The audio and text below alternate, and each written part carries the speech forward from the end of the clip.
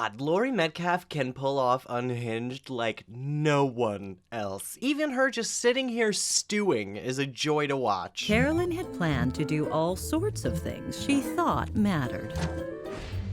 But earlier that day, from that moment on, Carolyn felt nothing really mattered anymore. I love that this setup of planning to do ordinary things only to have everything stop short actually applies to every other housewife, as well as Carolyn. So great how they one by one show all of the housewives in this opening without exactly revealing who they are. Such a clever setup. If you love this Monique woman so much, maybe you should be with her. For God's sake, Carolyn, she's dead. Yeah, I know. And this episode doesn't waste any time either, already upping the tension in a way Desperate Housewives really hasn't seen before.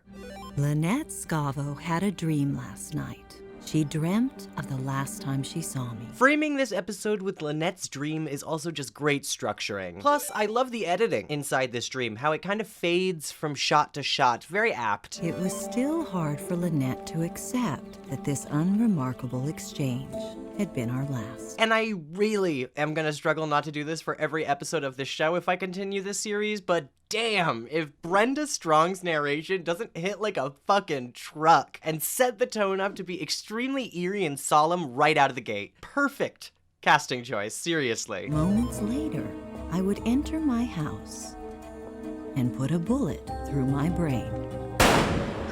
For those wondering about how quickly this is timed, remember that it's a dream. Everything is dramatized from Lynette's point of view. Obviously, Mary Alice sat for longer before actually deciding to end it all, but the way this is cut together is uniquely unsettling for Lynette's inaction, and is meant to portray that.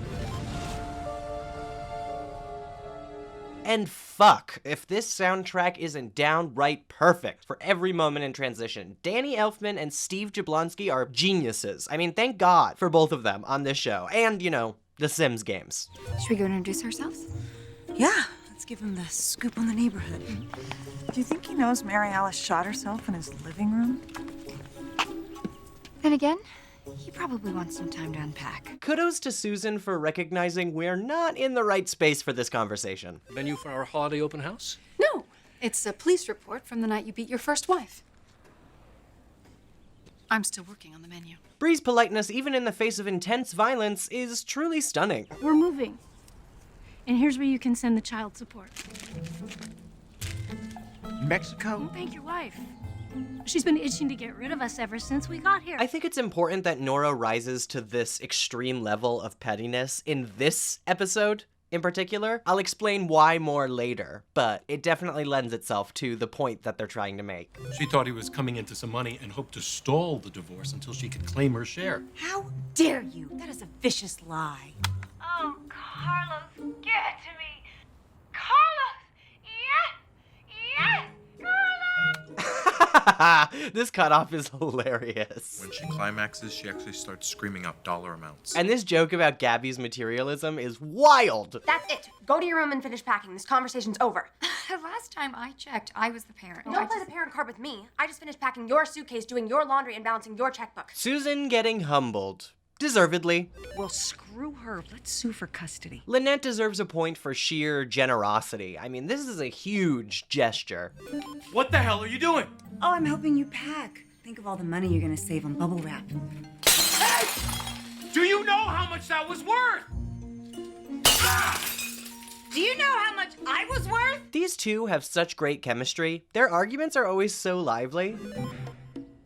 We can stop this right now, or we can keep on playing. Your call.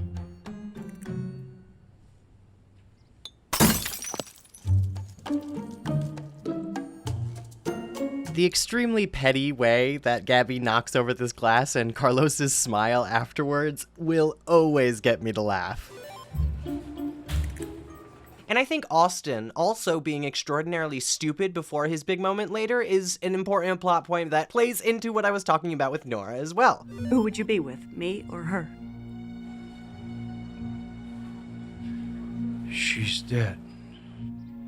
They really give you a lot of moments that show you how this ended up happening. He basically told her that her whole life was false. I mean, she planned her whole day around her husband, as we saw in the intro.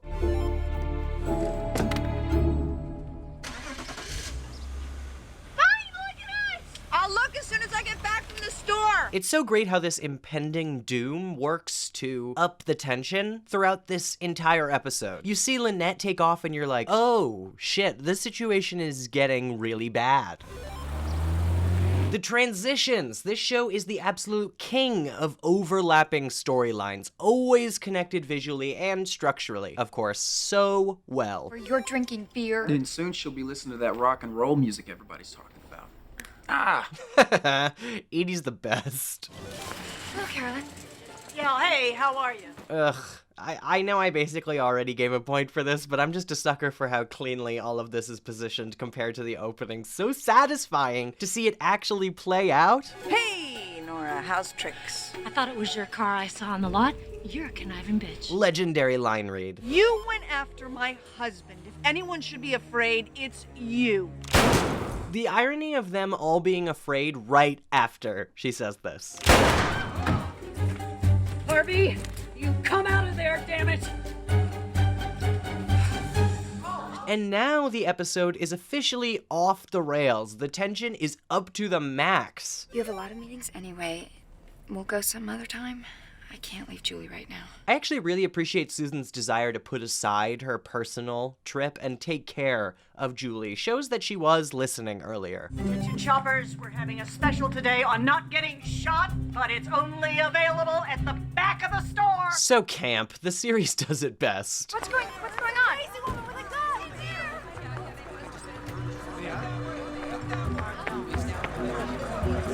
Susan's immediate instinct is to enter the building. Mothers really are something else. Yeah, everything's fine. Just have a little squabble. Such a fantastic visual gag. And McCluskey's immediate concern is so hilarious. Coffee is almost ready, and if you'd prefer to watch the coverage on Channel 9, it's on in the den. Bree continues to be the ultimate hostess. Some of you might be thinking that this is all my fault and that I'm the bad guy here. You know what? Kudos to these extras and guest actors. As these hostages, they're really conveying intense fear very, very well. But I'm not. He is. Will you people stop calling me? I'm right in the middle of something. Her doing regular housewife shit while holding hostages kills me. Also, great characterization. First, he cheated on me with a stewardess named Monique. How cliche is that? Addressing the cliche. I told you to stop calling me Tish. I'm sorry. I thought it was somebody else. Oh my God, was that today? I'm so sorry. I know, Tish. Tish, for God's sakes, turn on your damn TV. Carolyn getting fed up with Tish. Her reach extends so far to literally every housewife on the lane. This is Susan Meyer. Again. First of all, I will be a model hostage. If we have a deal... Julie's reaction kills me. Inside the building right now, but we are standing by waiting for... I love that all the side storylines get abruptly put on hold, showing how life sort of stands still when tragedies like this occur. It's Carolyn Bigsby, wife of store owner Harvey Bigsby. That was Edie Bruin on the phone. She's inside the market. Is she all right?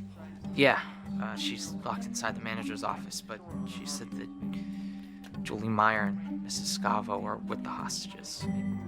The building emotion between the main cast really sells how involved the neighborhood is in this conflict and with their fellow neighbors. I mean, particularly Marcia Cross, you can see this emotional weight and guilt build on her with every revelation.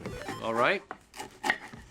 I'm fine. Just running out of food, and it's not as if I can go to the grocery store. God, Bree is always so fascinating to watch as a character when she's dealing with extreme adversity like this one. I wanted kids. I wanted kids so badly, but Harvey had 2 from his first wife. Huh. He said it made her fat. Wow, this revelation sucks. I feel so awful for her here. I keep thinking about that crazy lady in the market, and I understand her. You could never shoot me. I don't know what I'm capable of anymore. This divorce has turned me into this bitter, hateful person and I don't like her. Then let's stop being those people. Using this to help every other character reflect on their actions for the beginning of this season is such great writing. And these two are able to sell emotional just as well as they sell comedic. She was gonna go to the store tomorrow, but we were out of hamburger. I wanted hamburgers. Good realization to appreciate what you have. If only Tom actually followed through on it after this. Somehow, if you could believe it, he actually gets worse after this. Like, what? You and your friend are really starting to bug me. She's not my friend. She's trying to steal my kid. Nora, shut up! Is that true? No! We're sharing custody, and then she tried to seduce my husband, so... She put the moves on your husband? Why didn't you say so? The immediate turn and shot is so unbelievably shocking. This truly comes out of nowhere and ups the tension by showing the audience how willing Carolyn is to actually kill another person and dispose one of these hostages. This isn't just for show. She is truly emotionally unhinged. Police have just confirmed that a hostage has been shot. Repeat, a hostage has been shot. There's no word on the name of the victim at this time, but it is believed to be female. Mrs. The Hodge? mood here at the market, which has been very uneasy all morning, is When's now Mommy becoming gonna be back from the store? Music and atmosphere really sells this moment. I, of course, know the outcome, but this interaction is just so tragic and difficult to watch. It always brings tears to my eyes. Okay, I gotta get the pressure up to stop the bleeding. How quickly Lynette moves to help Nora says a lot about her character and general humanity, especially after how hard Nora and Lynette were fighting this episode, as I was talking about earlier, with Nora going to extremes and Lynette still moving to help her. About Kayla. Oh, forget it. We'll work that out later. I don't have later, you stupid bitch. Nora remaining herself on her deathbed. Kayla was the only good thing that I've ever done in my whole life. I need you to really take really good care of her. Yeah, yes, I will. I will love her like she is my own. I will, Nora. Oh my god, and this moment still makes me cry to this day. Kirsten Warren and Felicity Huffman sell the absolute ever-loving shit out of this moment and pump so much emotion into this relationship that really has only ever been treated as a comically adversarial one. The scene is about pure humanity, how no matter what our relationship is, how much we despise each other, we are still two humans who can fundamentally understand each other's struggles and make promises to give each other peace, despite our own feelings toward them as a person. They are both mothers. Lynette knows exactly what Nora is talking about when she is pleading with Lynette to take care of her only good thing that she has ever done. The fact that Nora also immediately leaves once the promise is made is just uniquely heartbreaking and so beautiful. She was holding on just for Kayla here, and her ability to do so deserves some praise, even for how much they made you despise this character at the beginning of the season. Again, showing that all of these people, no matter how annoying they might be, have so many layers inside of them. Shut up! No, I will not shut up! What's the matter with you? Have you not been paying attention? My husband cheated on me! Who cares? Who cares? We all have pain. Everyone in here has pain, but we deal with it. What we don't do is go around shooting strangers. And then Felicity Huffman absolutely destroys the next scene too, conveying her rage and guilt perfectly. She deserved it! Well, maybe you deserve to be cheated on. Ooh, such a wildly tense moment after this line is dropped. Yeah, you shouldn't have. Another part of this episode includes accidental heroes. Art saves Lynette's life in this episode. You can't really deny that, but is also secretly, as we learn later, a really perverse person. Anyone is capable of great good or great evil, and I feel that these couple episodes in season 3 prove that uniquely well.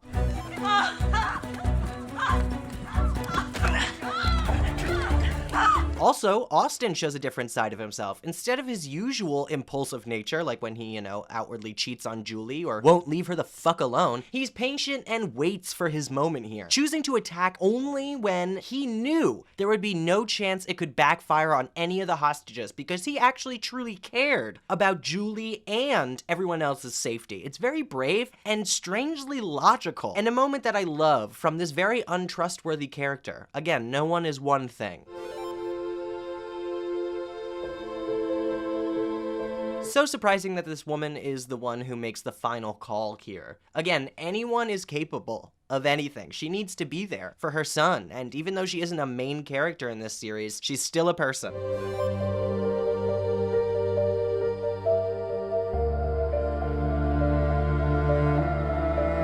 Great decision to cut the sound here, such an emotional climax, letting the music do the work, which it obviously always can.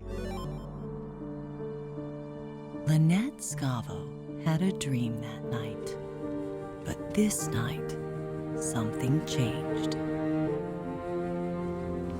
Please, tell me what's wrong. Let me save you. You can't.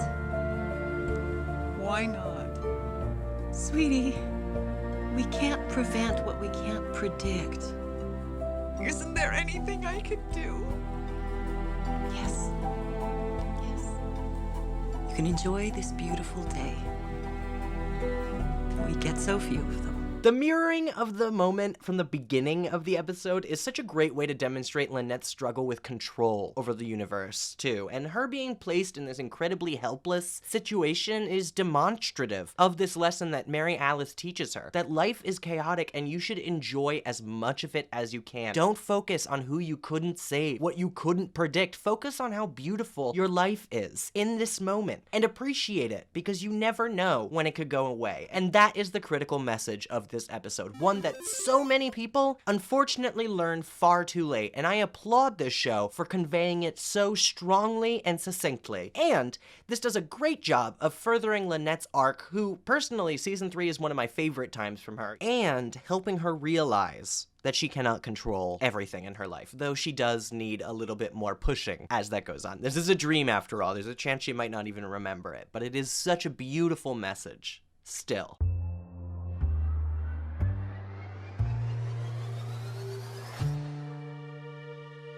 If you enjoyed this video, consider going to patreon.com/PosiTVty. That's PosiTVty. There, you can get all of these videos before they come out on YouTube. Plus, you can tell us exactly what videos you want us to make, and we'll make them right away. And it's just a great way to support us in the process, so please go there if you haven't already. But thank you for watching on here as well. We appreciate all of the support you give us on YouTube, and every bit of engagement matters, so thank you for that, and have a wonderful day.